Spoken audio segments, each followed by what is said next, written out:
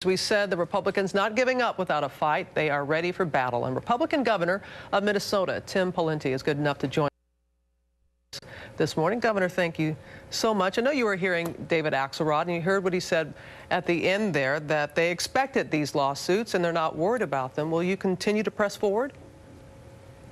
Well, absolutely. I sent a letter yesterday to my Attorney General, who happens to be on the other side of the aisle, saying that this does look like an unprecedented overreach by the federal government, forcing individual citizens to buy a good or a service for no other reason than they happen to be alive or a person. That seems to be unprecedented. Even the Congressional Budget Office said so in a report in the 1990s. Well, how do you respond to the critics who say this is nothing more than an attempt to gut the bill, and why not spend time and energy on trying to make it work the best way it can? Well, Robin, the nation faces big challenges, and we do need to fix our health care system, but they've taken it to this big federalized, bureaucratic, government-run kind of nanny nation approach, and there were better ways to do it. They should have worked with us on those better ways.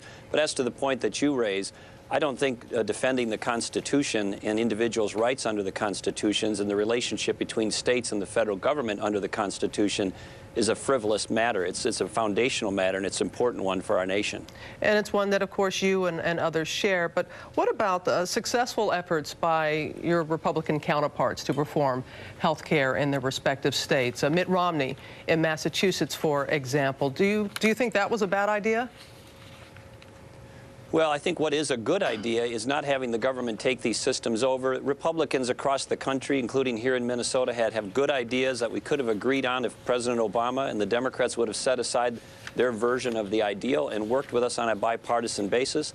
Those things could have included things like pre-existing conditions, including allowing children to stay on their parents' health insurance a little longer, including having transparency in pricing in a market where consumers in charge, including malpractice reform and tort reform, and down the list. There were 10 or 15 really good reforms that both sides could have agreed on if President Obama and the Democrats would have set aside their obsession with things from the 1960s or the European approach to these things. It's not going to work. They've got every entitlement program they currently run is bankrupt. This one will be bankrupt within 20 years as well. You talk about obsession. This took about 13 months to finally get this passed, and there was attempts on both sides and good intentions on both sides of the aisle. How did this become such a political football, do you think?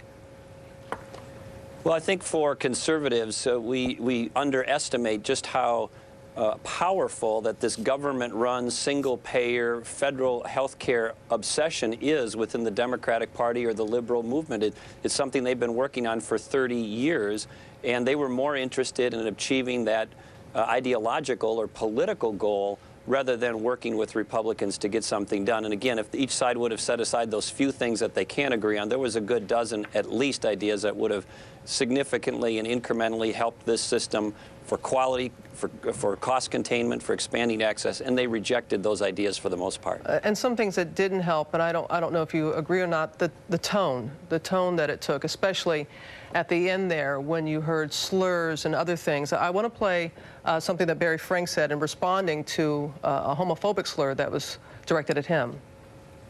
But there are leaders in the Republican Party and elsewhere who kind of egg these people on, who legitimize not simple disagreement with the bill, which is, of course, what people should be doing, but denunciation of people's motives, a degree of personal abuse. Barney Frank saying, of course you can disagree. That's the American way, but the manner in which it has taken, do you agree with him that in some ways it's being egged on?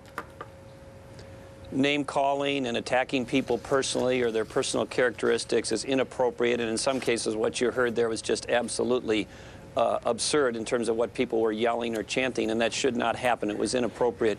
We can have disagreements, but we should have disagreements on the issues, on the substance, and we should treat each other civilly and thoughtfully and fairly as best we can. There's always going to be tension. There's always going to be heat in these debates, but let's debate the issues. Let's not debate people's personal characteristics. I think that is something we can all agree on. Governor Pawlenty, thank you so much for weighing in this morning and for your time. We appreciate it. Have a good day.